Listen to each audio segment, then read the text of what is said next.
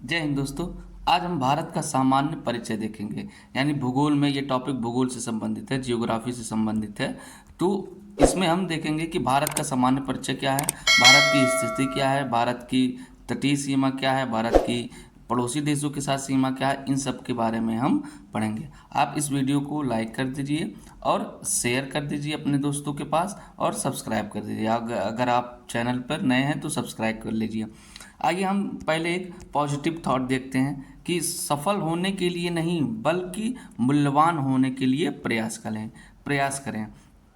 देखिए, हम क्या होता है कि हम जो पढ़ते हैं, जो रीडिंग करते हैं, वो केवल एक नौकरी के लिए पढ़ते हैं, ठीक है। बल्कि जो पढ़ाई है वो नौकरी से कहीं आगे है। इसलिए आप जो भी चीज़ें पढ़ें उनको व्यवहार में लाएं। और बाकी मान लीजिए कभी आप सफल नहीं होते हैं तो ऐसी पढ़ाई कीजिए कि इस जीवन में भी उसका उपयोग हो सके। तो केवल सफल होने के लिए नहीं बल्कि मूल्यवान होने के लिए भी प्रयास करें, ठीक है। ये कथन है अल्बर्ट आइंस्टीन का। आगे पढ़ते हैं हम लोग।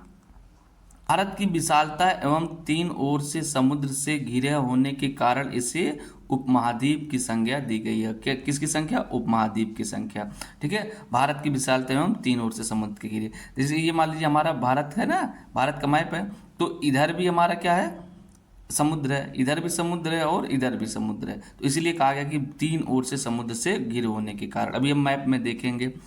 राजा भरत के नाम पर इसका नाम भारतवर्ष पड़ा। किसके अनुसार? किसके नाम पर? राजा भरत के अनुसार। राजा भरत कौन थे? ये शकुंतला और दुष्यंत के पुत्र थे, ठीक है। शकुंतला और दुष्यंत के पुत्र थे, उनका नाम भरत था, इसलिए उनके नाम पर ही इस देश का नाम भारतवर्ष पड़ा, ठीक है। इसका प्राचीन नाम आर्यावर्त भी था, ठीक है। वैदिक आर्यों का निवास स्थान सिंधु घाटी में स्थित था। यानी आर्यों की धरती के कारण इसे आर्यावर्त कहा गया, ठीक है। आर्यों की धरती के कारण इसे आर्यावर्त कहा गया, ठीक है। वैदिक काल है ये 1500 से 500 ईसा पूर्व माना जाता है इसका काल, ठीक है। जो वैदिक जो आर्य हैं, आर्य ही आज के हिंदू हैं, ठीक है। आर्यों से ही आज के हिंदू, जो हिंदू धर्म है, सनातन धर्म है, इनका उदय हुआ था। आगे हम देखते हैं पर्सिया, आधुनिक ईरान, ठीक है। आधुनिक ईरान को पर्सिया पहले कहा जाता है, के लोगों ने सबसे पहले सिंधु घाटी से भारत में प्रवेश किया था। यानी सबसे पहले कौन से लोग भारत में प्रवेश किए थे? पर्सिया यानी आधुनिक ईरान के लोग। वे लोग स का उच्चारण है करते थे, यानी वो स नहीं पढ़ पाते थे, ठीक है। जैसे यहाँ सिंधु लिखा है ना, तो स को है पढ़ते थे, हिंदू कहते थे, तो है की तरह करते थे। तथा वे सिंधु नदी को हिंदू नदी कहते थे। क्या कहते थे? हिंदू नदी, ठीक है।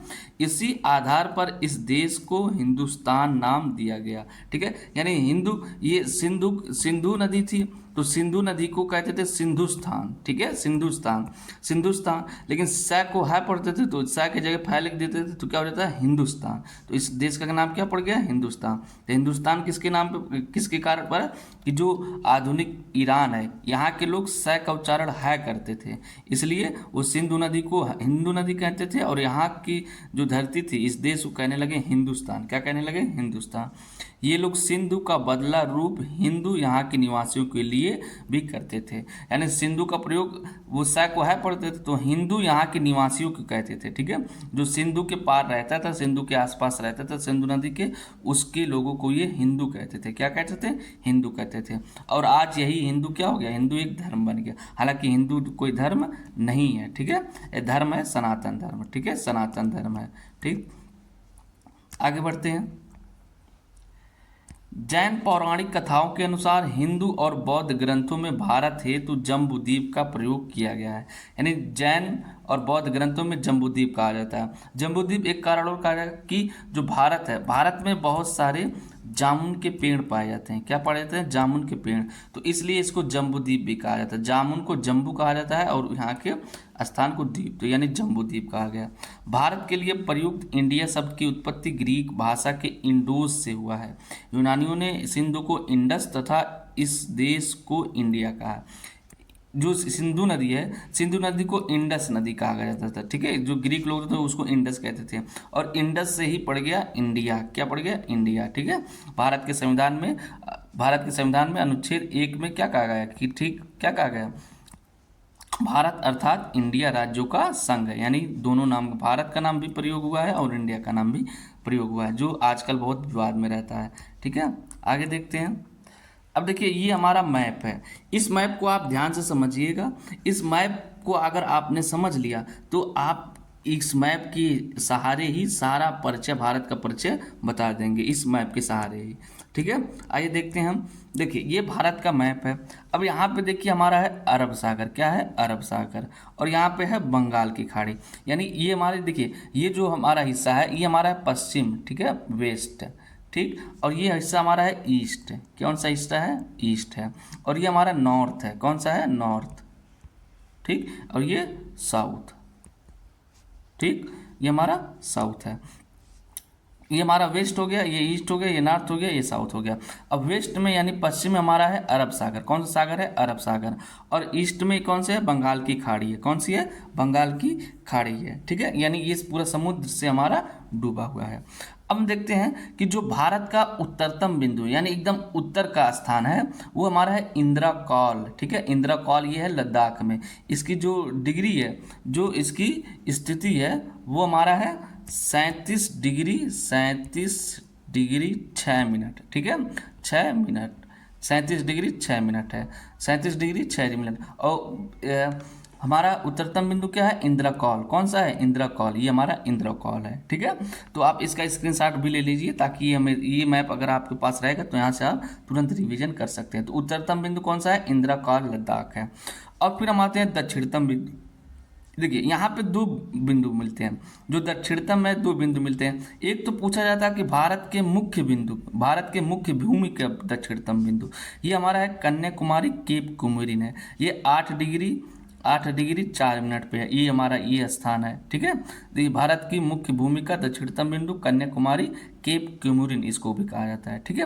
लेकिन अगर पूछेगा भारत की दक्षिणी बिंदु या दक्षिणतम बिंदु तो ये हमारा हो जाएगा इंदिरा पॉइंट, क्या हो जाएगा, इंदिरा पॉइंट। ये हमारा होगा अंडमान एवं निकोबार द्वीप समूह का, ये हमारा आता है 6 डिग्री 4 मिनट पे, ठीक है, 6 डिग्री 4 मिनट पे है।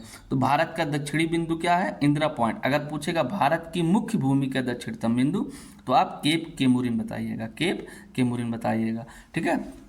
ये हो गया हमारा उत्तरी बिंदु और दक्षिणी बिंदु। जो हमारा पश्चिमी बिंदु है वो है गौर माता गुजरात में, कौन सा है, गौर माता गुजरात में है। इसकी जो स्थिति है वो 68 डिग्री 7 मिनट है, 68 डिग्री 7 मिनट है। इसमें देखिए गौर माता को कभी कभी गुहार माता भी कहा जाता है, इसका प्रोनाउंसिएशन अलग अलग होता है, ठीक है। तो गौर माता है गुजरात में 68 डिग्री 7 मिनट पे है पश्चिमी बिंदु।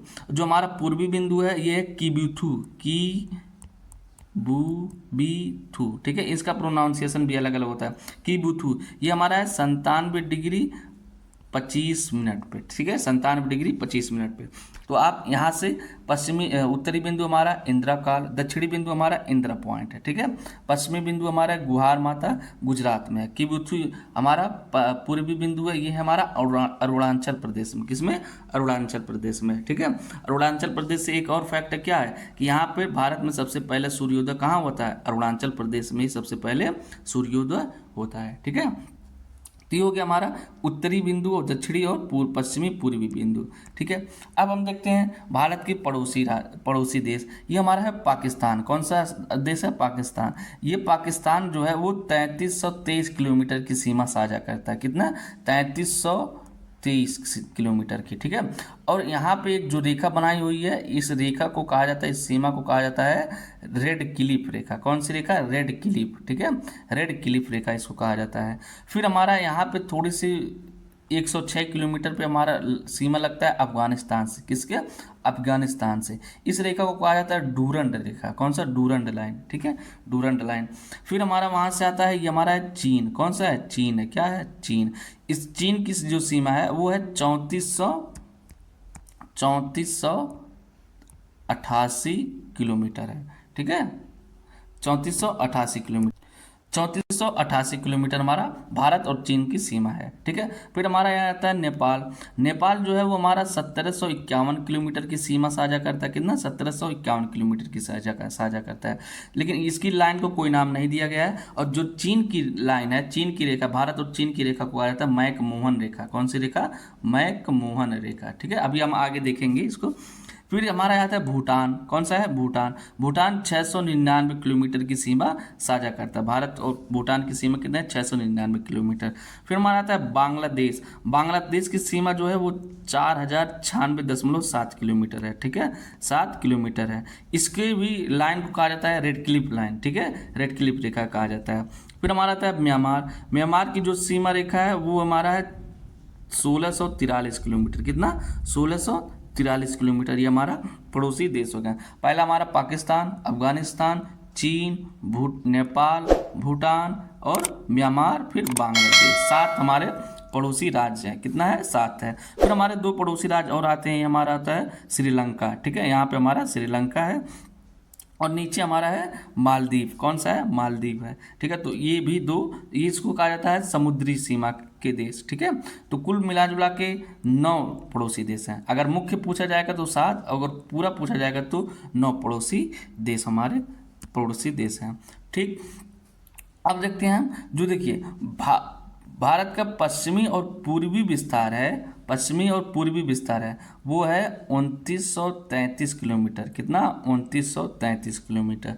और जो उत्तरी से दक्षिणी प्रसार है, दक्षिणी विस्तार है, वह है 3214 किलोमीटर। कितना? 3214 किलोमीटर, ठीक। जो भारत के आकार है वो चतुष्कोणीय है। कौन सा आकार है? चतुष्कोणीय, यानी 4 कोण बनाता है, ठीक है, 4 कोण, 1 कोण 2, दिख रही है, यहाँ से आप इसको मिलाएंगे तो क्या बना गया? चतुष्कोणीय बनाना, 4 कोण, 4 कोण बना, ठीक है, इसलिए इसको चतुष्कोणीय कहा जाता है, ठीक। भारत की जो तट रेखा है वो तट रेखा हमारा है 7516.6 किलोमीटर है। 7516.6 किलोमीटर तट रेखा है। तट रेखा का मतलब जो पानी से लगता है, यहाँ से हमारा ये ऐसे ऐसे करके पूरा हमारा ये यहाँ से है पूरा, ठीक है। तो ये हमारा तट रेखा है 7516 किलोमीटर, ठीक। यहाँ पे देखिए हमारा एक राज्य केंद्र शासित प्रदेश है लक्षद्वीप, ठीक है। अभी यहाँ पे मोदी जी गए थे ना, तो यहाँ पे थोड़ी सी विवाद हो गई थी हमारा मालदीव के साथ, तो मोदी जी ने लक्षद्वीप को बढ़ावा दिया, ठीक है। फिर यहाँ पे हमारा एक केंद्र शासित प्रदेश है अंडमान एवं निकोबार द्वीप समूह, ठीक है। ये हमारा भारत का दक्षिणतम बिंदु यहाँ पर स्थित है। फिर यहाँ पे देखिए भारत और श्रीलंका के मध्य, भारत और श्रीलंका के मध्य एक जल संधि पाई जाती है, इसको कहा जाता है पाक जल संधि। कौन सा? पाक जल संधि। इंग्लिश में इसको PALK लिखा जाता है, ठीक है। पाक जल संधि भारत और श्रीलंका के बीच में पाई जाती है, तो ये भी पूछा जा सकता है, ठीक है। हम मैप के द्वारा हम भारत का लगभग परिचय देख चुके हैं। आइए हम देखते हैं और आगे।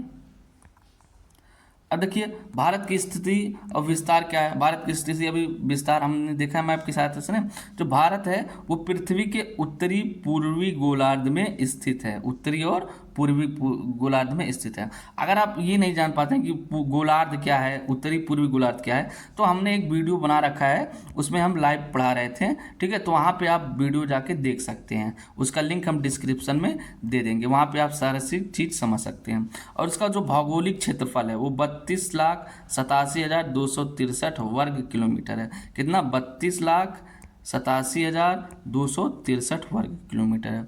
ये विश्व के क्षेत्रफल का 2.43% है, विश्व के क्षेत्रफल का। और विश्व में इसका स्थान है 7वां, यानी क्षेत्रफल की दृष्टि से ये 7वां स्थान है। पहले पे हमारा रूस है, फिर कनाडा है, फिर संयुक्त राज्य अमेरिका यानी USA है, फिर चीन है, ब्राज़ील है और ऑस्ट्रेलिया, उसके बाद हमारे भारत का नंबर आता है, ठीक है, 7वें नंबर पर, ठीक। तो स्थान कौन सा है? 7वां। क्षेत्रफल कितना है? 2.43। भौगोलिक क्षेत्रफल कितना है? 32,87,263 वर्ग किलोमीटर, ठीक। आगे देखते हैं ये। फिर देखिए कर्क रेखा भारत को 2 बराबर भागों में काटती है। कर्क रेखा क्या है, मकर रेखा क्या है, विषुवत रेखा क्या है, हम उसी वीडियो में बताए हैं, सारे वीडियो हम बताए हैं जहाँ पे हमने गोलार्ध बताया, ठीक है, उसका लिंक हम डिस्क्रिप्शन में दे देंगे। तो ये भारत के 2 भागों में विभाजित करता है, एक उत्तरी भारत और दक्षिणी भारत। दक्षिणी भारत और उत्तरी भारत में 2 भागों में बांट देता है। जो कर्क रेखा है वो भारत के 8 राज्यों से होकर गुजरती है। कितने राज्यों से? 8 राज्यों से। कौन कौन सा है? हमारा गुजरात, ये हमारा पश्चिमी से पूर्वी है, ठीक है, इधर से हमारा हम जा रहे हैं, ठीक है। गुजरात है, राजस्थान है, मध्य प्रदेश है, फिर छत्तीसगढ़ है, झारखंड है, पश्चिम बंगाल है, त्रिपुरा है और मिजोरम है। तो इसका क्रम कभी कभी पूछ लेता है कि भारत कर्क रेखा जो है भारत के कितने राज्यों से होकर गुजरती है? 8 राज्यों से। कभी कभी पूछ लेगा कि भारत से होकर गुजरने वाली कर्क रेखा का पश्चिमी से पूर्वी राज्यों को दर्शाइए, तो ये सारी चीज़ें पूछ सकता है। ठीक है, पूर्वी से पश्चिमी पूछ सकता है, तो आप उल्टा लिख सकते हैं। और भारत में कुल 28 राज्य, आप तो जानते ही होंगे, 8 केंद्र शासित प्रदेश हैं, आप तो इसको देख लीजिएगा। ठीक है, 28 राज्य और 8 केंद्र शासित प्रदेश हैं। ये देखिए हमारा कर्क रेखा है। ठीक है, यहाँ पे देखिए हमारा कर्क रेखा इस तरह से गया है। ठीक, पहला हमारा गुजरात है, फिर थोड़ा सा राजस्थान में लगता है, मध्य प्रदेश है, छत्तीसगढ़ है, झारखंड है, पश्चिम बंगाल है, फिर यहाँ त्रिपुरा है, फिर ये मिजोरम है। ठीक है, तो ये 8 राज्य हो गए। ठीक है, गुजरात, राजस्थान, मध्य प्रदेश, छत्तीसगढ़, झारखंड, वेस्ट बंगाल यानी पश्चिम बंगाल, त्रिपुरा और मिजोरम है। ठीक, तो ये चीज़ें हो गई हैं। आगे देखते हैं हम लोग,